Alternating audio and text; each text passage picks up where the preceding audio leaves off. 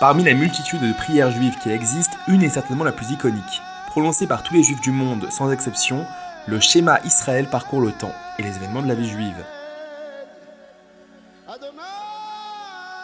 Ce texte, rapporté dans Devarim, le Deutéronome, est aujourd'hui prononcé au moins 3 fois par jour et toujours de la même manière.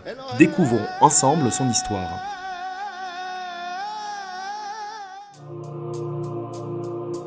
Les chroniques du peuple juif. Entrez dans l'histoire. Un peuple d'élite, sûr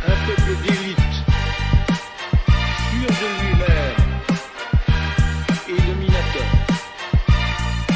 Quand on me demandait si j'étais juif, mon père m'avait appris à dire oui, et quitte à essuyer des injures. Et à se battre pour ça,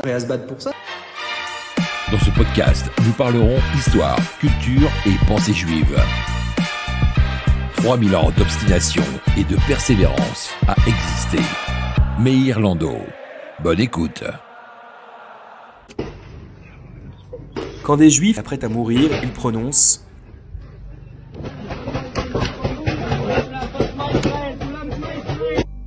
Quand des juifs viennent récupérer les leurs des mains des terroristes, ils demandent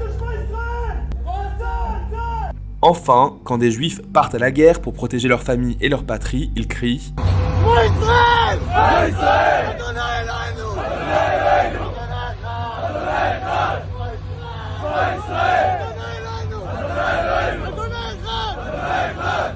Et ça depuis 2000 ans. Ainsi, le Sonderkommando Shazam témoigne de ce qu'il entendait provenant des chambres à gaz. On entendait des cris d'épouvante et de désespoir.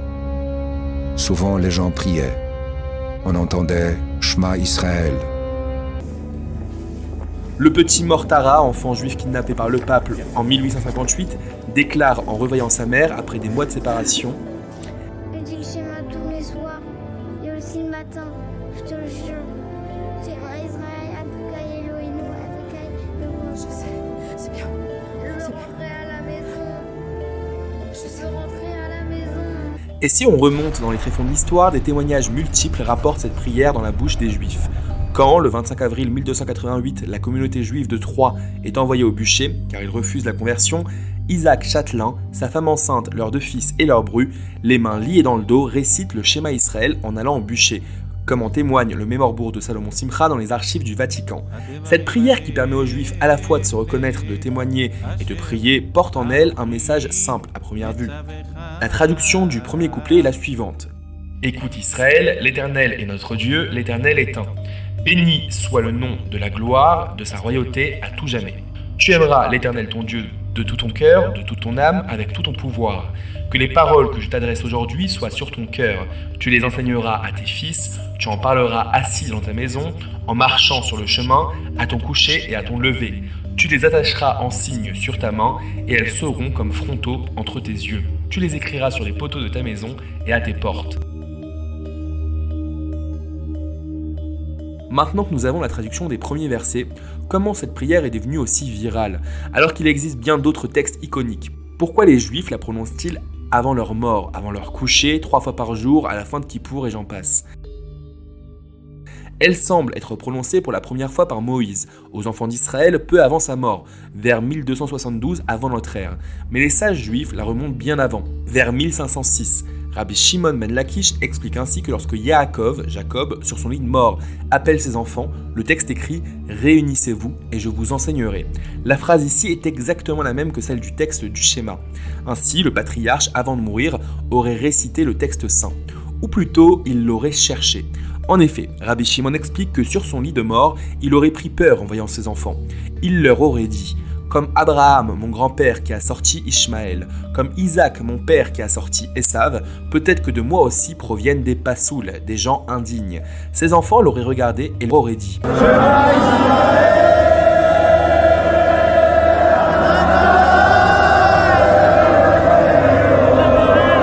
Écoute Israël, nom secondaire de Jacob, l'Éternel est notre Dieu, l'Éternel est un. » Jacob, rassuré par le message, répondit alors en chuchotant «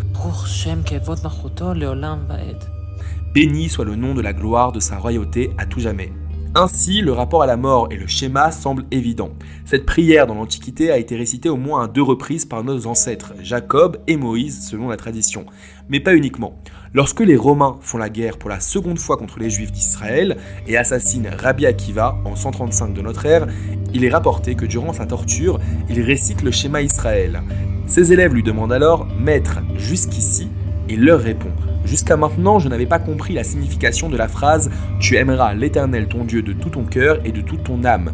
J'ai eu le cœur, maintenant j'ai l'âme. » Ces 3 exemples antiques de récitation du schéma Israël guideront ainsi les suivants, et nous comprenons de ses antécédents sa récitation avant la mort, ou pour se reconnaître. L'explication de sa récitation le matin et les soirs sont dans le texte. Tu en parleras assis dans ta maison, en marchant sur le chemin, à ton coucher et à ton lever. Cette proclamation de foi a d'étonnant que ce n'en est pas une. Il ne s'agit pas d'un témoignage, mais d'un appel.